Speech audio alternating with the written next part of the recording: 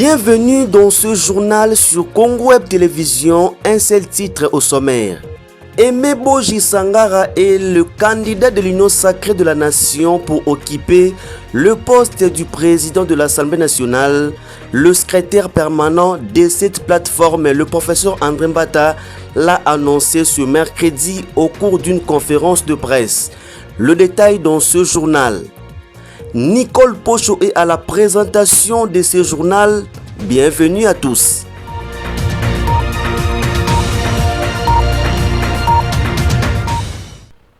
Bonsoir à tous et bienvenue dans ce journal. Ce mardi, en début d'après-midi, le président de la République, Félix Antoine Tshisekedi Tshilombo, a visité l'exposition Mobutu, une vie, un destin, organisée dans le hall ainsi que dans la mezzanine du musée national, non loin du Palais du Peuple, dans la commune de Lingwala. Cette exposition, initiée par la famille du maréchal Mobutu, vise à montrer à la face du monde une autre facette de lui, contrairement à celle du dictateur répandu à travers le monde.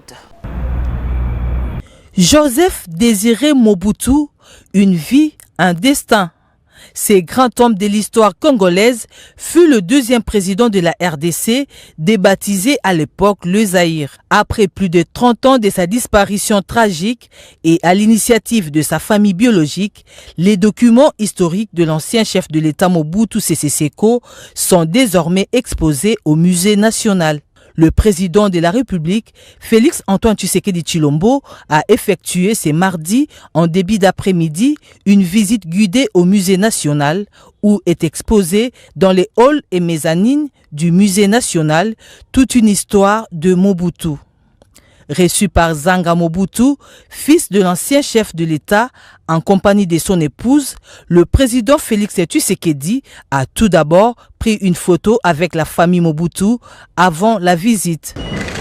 Sous les explications de Zanga Mobutu, le chef de l'État a fait la relecture nuancée et documentée de la vie du maréchal Mobutu, de sa jeunesse jusqu'à son règne à la tête du pays pendant 32 ans.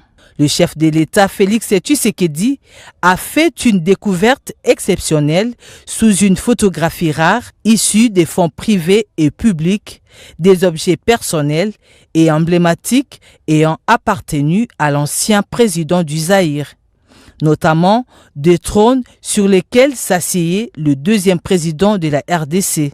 Cette exposition initiée par la famille vise à montrer à la face du monde une autre facette du maréchal Mobutu plutôt que celle des dictateurs que le public tant national qu'occidental a connu de sa personne. Bien plus qu'une simple rétrospective, cette exposition inédite est presque comme un moment de mémoire collective et de réflexion sur la vie du maréchal Mobutu Sese Seko. Ces devoirs de mémoire marquent une particulière attention portée à la jeunesse, souvent héritière d'une histoire méconnue ou fragmentée. Le garant de la nation congolaise, Félix Tshisekedi, a terminé sa visite par la signature dans les livres d'or de quelques mots exprimés en mémoire de cet homme dont le parcours a marqué 32 ans de l'histoire de la République du Zaïre. Et à l'Assemblée nationale, Christophe Mbosso poussé à la sortie après l'annonce de sa candidature. Jacques Njoli, rapporteur de l'Assemblée nationale, a déclaré si un membre du bureau qui occuperait un poste veut aller à un autre poste, c'est qu'il libère automatiquement le poste qu'il occupait conformément aux principes généraux du droit administratif. Suivez. Le bureau de l'Assemblée n'a reçu aucune candidature à ce stade. Mais si un membre du bureau qui occuperait un poste veut aller à un autre poste, c'est qu'il libère automatiquement le poste qu'il occupait, va donc être soumis ces postes-là à la désignation de celui qui sera là. Et en suivant les images des uns des autres, j'ai suivi comme vous qu'il y a des candidats présentés d'ailleurs duo pour ces postes de deuxième vice-président ou en individuel. Donc si un membre du bureau veut se présenter comme premier vice-président, c'est que automatiquement il y a un poste qui se libère, même si le règlement intérieur ne dit pas clairement, parce que c'est une hypothèse qu'il faut examiner in concreto. Mais ce sont les principes généraux du droit administratif. Lorsqu'on va concourir à un poste A et qu'on occupe le poste B, c'est que le poste B se libère. Madame, Monsieur, c'est officiel, Aimé Boji est le candidat de l'Union sacrée à la présidence de l'Assemblée nationale. Le secrétaire permanent de la plateforme présidentielle l'a annoncé ce mercredi lors d'un point de presse. Bien avant cette annonce, les 40 membres du présidium de l'Union sacrée s'étaient réunis ce mercredi 29 octobre autour du secrétaire permanent de l'Union sacrée, le professeur André Mbata, pour marquer leur accord.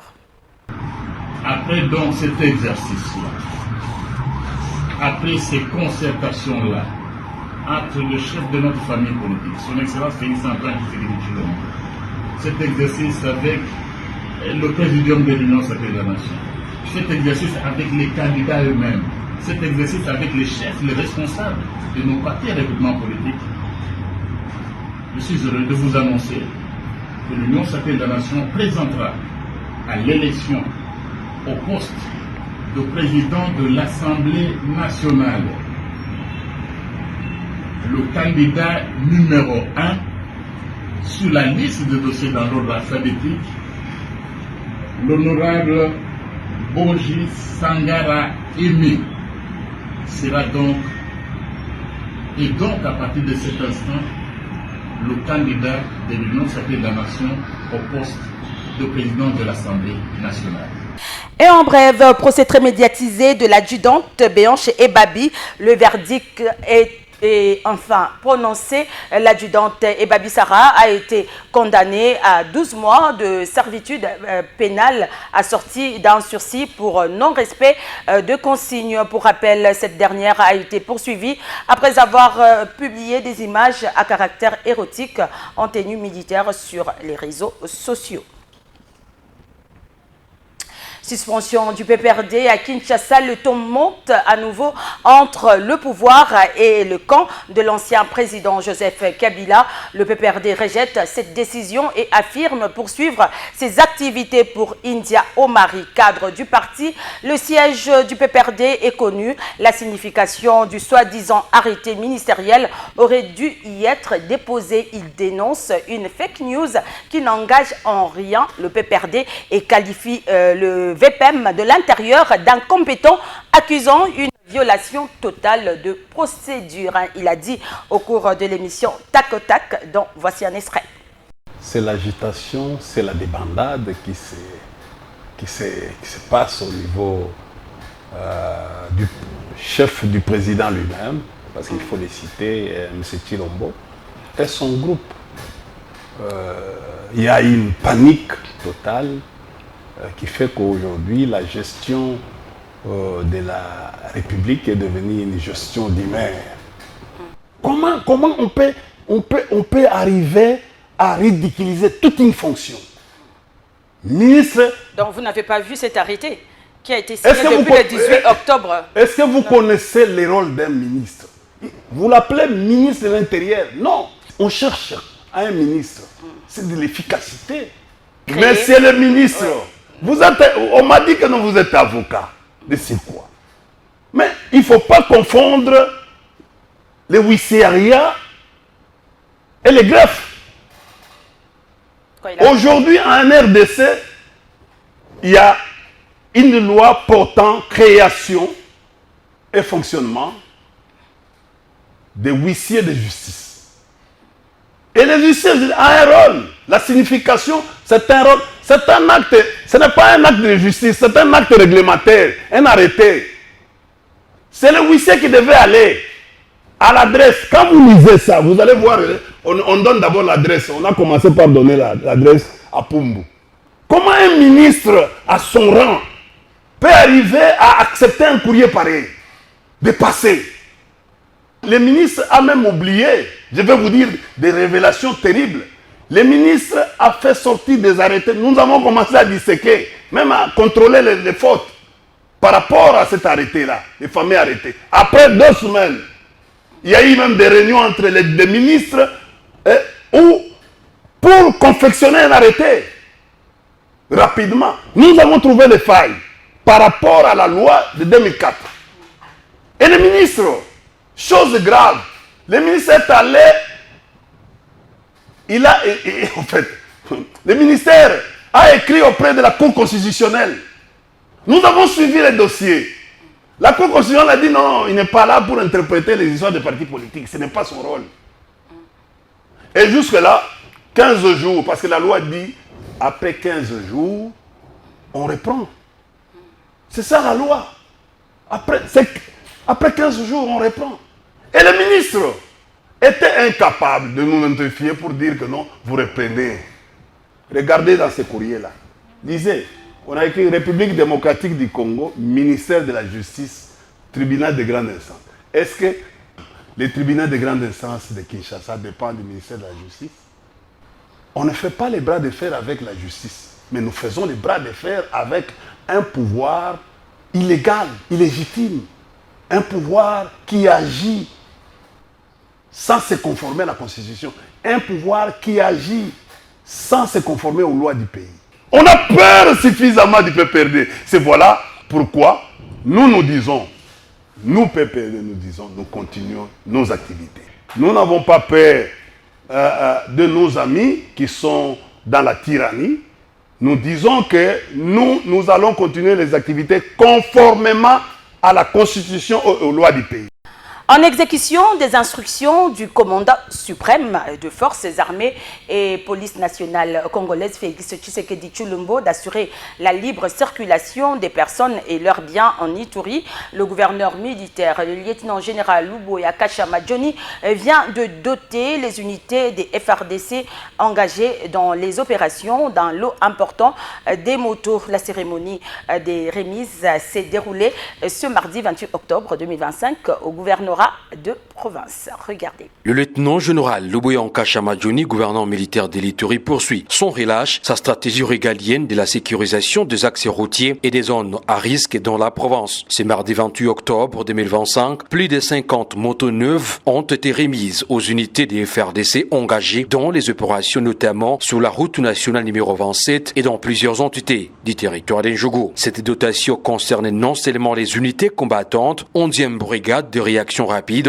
3201 et 3401 en régiment, mais également les unités médicales dont l'hôpital militaire de référence et l'unité médicale d'intervention rapide UMIR, ainsi que la police des circulations routières. Vraiment, te dis merci, mon excellence. On a doté le sous groupe police de circulation routière, la trois moto neuve. Vraiment, te dis merci, bravo.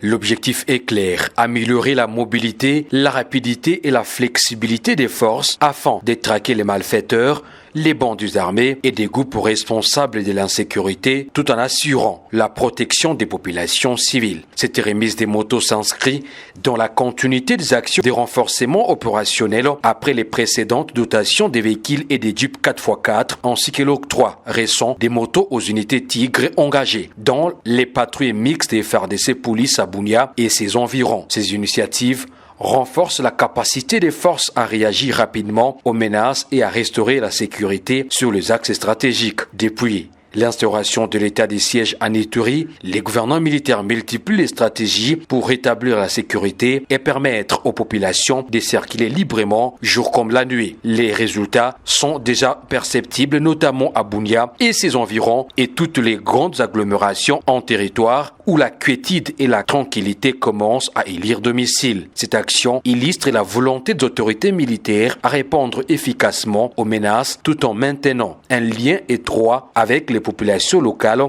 afin de consolider durablement la paix et la sécurité dans la province telle qu'est dictée par les commandants suprêmes et chefs de l'État Félix Antoine Tshisekedi Tshilombo, garant de la nation. Encore des armes remis au FRDC en territoire de Djougou, en Ituri. Il s'agit de 11 armes du type AK-47, une arme RPG-7, une bombe aux côtés de plusieurs armes et munitions de guerre. La cérémonie a eu lieu au village Masumboko, en secteur de Walendu Tati, en présence du commandant secteur opérationnel Ituri, général-major Bruno Mandé. Ces armes et munitions de guerre ont été présentées aux différentes communautés et même secteurs du territoire d'Ndjougou, ici à Masumboko, à l'aumônerie protestante du 3202 régiment. 11 armes du type AK. Nous avons une bombe, donc les projectiles de RPG-7. Nous avons à peu près 18 chargeurs et quelques munitions. Voilà que nous avons ramassé de Mabanga. De façon symbolique, je remets au commandant secteur ces armes avec qui nous sommes fatigués, nous. Voilà mon commandant, nous sommes fatigués. On remet le travail de la force loyaliste d'Assamé, celle de protéger la population ici. Présentation faite lors d'une grande rencontre de pacification à laquelle ont pris part les différents membres des secteurs chefferies et groupements du territoire d'Ndjougou. Le général-major Bruno Mandevou, ayant présidé la cérémonie, a schématiquement présenté la source des conflits dans ces territoires.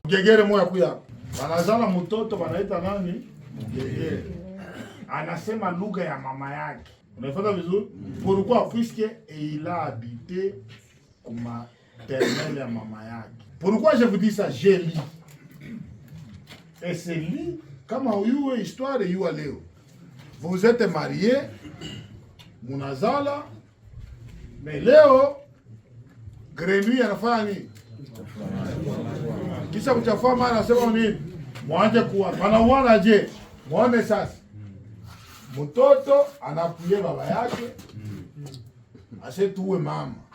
Raison nini? Mama na yeye anasema si niko na bakaka. Niko na bambususu. Na baba anasema bo twende tufanye nini? Twende tuwe sasa wewe mwali tuwe atulimuganisha.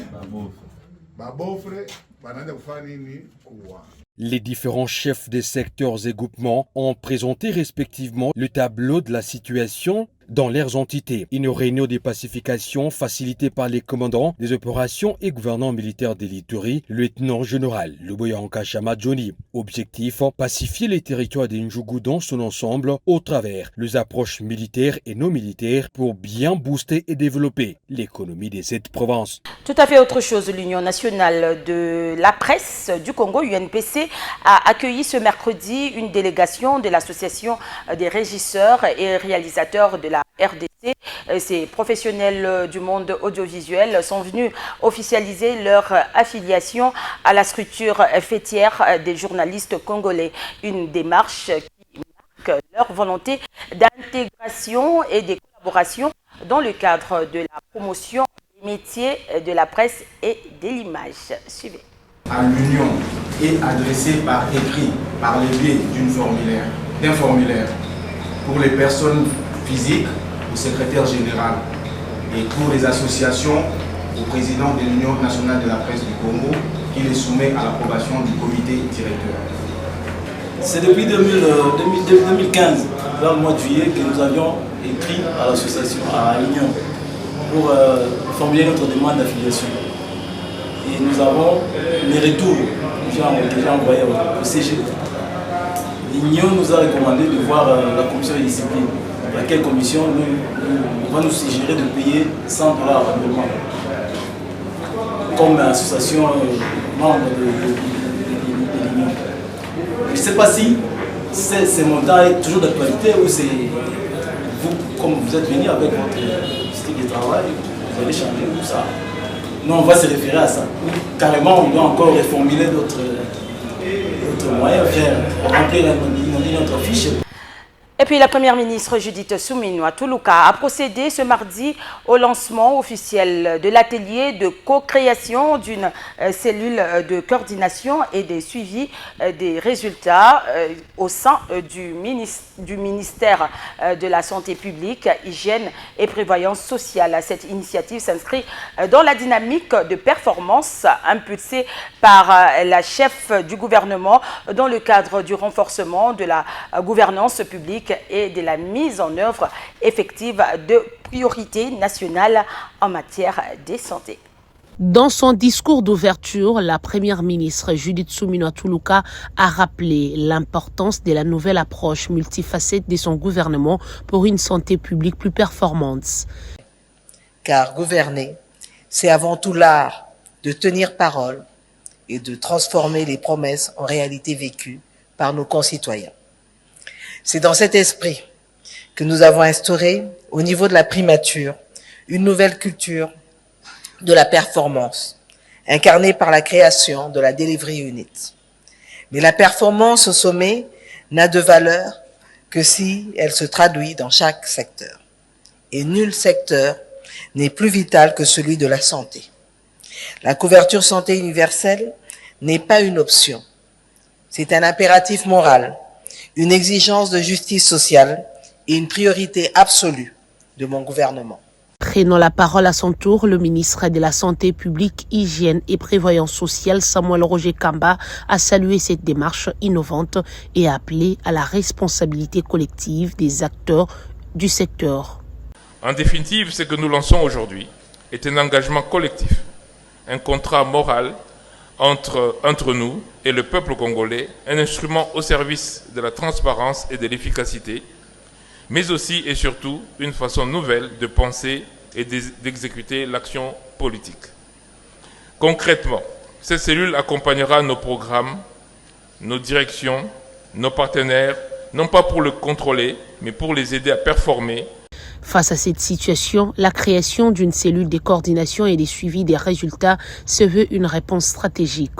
Directement rattachée au leadership du ministère, cette structure agile ne remplace pas les directions déjà existantes, mais vise à accélérer la transformation des politiques en résultats concrets tout en travaillant en synergie avec la Delivery United installée à la primature. Le lancement de cet atelier de co-création marque une étape clé dans la réforme du système de santé congolais.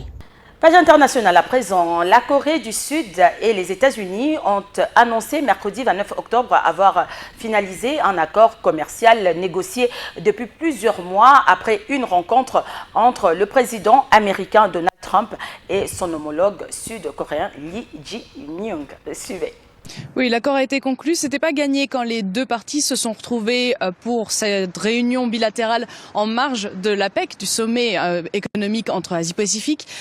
Donald Trump, dans son discours en arrivant sur place, avait indiqué qu'il pensait qu'un accord allait être trouvé, qu'on était très proche. Côté sud-coréen, les officiels avaient plutôt dit qu'ils n'étaient ni optimistes ni pessimistes. Finalement, Donald Trump vient de l'annoncer pour le dîner qui est donné en son honneur ce soir. L'accord a été trouvé. On vient d'avoir les premiers détails qui sont tombés, notamment par les organisateurs sud-coréens. Ça va donc permettre, du côté de la Corée du Sud, d'avoir des droits de douane qui vont repasser de 25% à 15% pour les exportations qui vont vers les États-Unis. C'était un des gros points d'achoppement forcément liés aux nouveaux tarifs imposés par Donald Trump. En échange, la Corée du Sud s'est engagée à investir massivement sur le territoire américain. C'est normalement 350 milliards de dollars qui devront être investis. Alors, l'idée, c'est 200 milliards en numéraire, avec un seuil par an d'environ 20 milliards, et une autre partie, plutôt 150 milliards, qui portera sur un secteur très spécifique, celui de la construction de bateaux, la construction navale. C'est vrai que Donald Trump l'a déjà indiqué plusieurs fois. Il a fait appel à la Corée du Sud en demandant de l'aide pour aider justement à remettre en place l'industrie navale aux États-Unis. Là, c'était un plan qui avait été proposé récemment en juillet dernier par le gouvernement sud-coréen qui s'appelait MASGA, Make American Shipbuilding Great Again, donc rendre sa grandeur à la construction navale américaine, un clin d'œil très appuyé au slogan Make America Great Again de Donald Trump et qui donc semble porter ses fruits aujourd'hui avec cet accord qui vient tout juste d'être trouvé entre les deux pays. Et la revue de presse, c'est tout de suite. Cette revue de presse vous est présentée par Happy Congo. Happy Congo, c'est construire sa maison moins chère, rapide, solide et durable avec isolation thermique et acoustique garantie. Bonsoir. Conférence pour la paix en RDC et dans le Grand Lac. Félix Tshisekedi et Paul Kagame attendu demain à Paris. Titre: La tempête des tropiques. Selon le confrère, la France n'attend pas rester en marge des médiations entreprises par les États-Unis et le Qatar pour restaurer la paix dans la région de Grand Lac. Tel est probablement l'objet de la conférence des soutiens à la paix et à la prospérité dans cette région qui s'ouvre ce jeudi 30 octobre 2025 à Paris. Officiellement, la France, sous l'impulsion du président Emmanuel Macron, dit vouloir mobiliser la communauté internationale à l'urgence humanitaire dans la partie est de la RDC.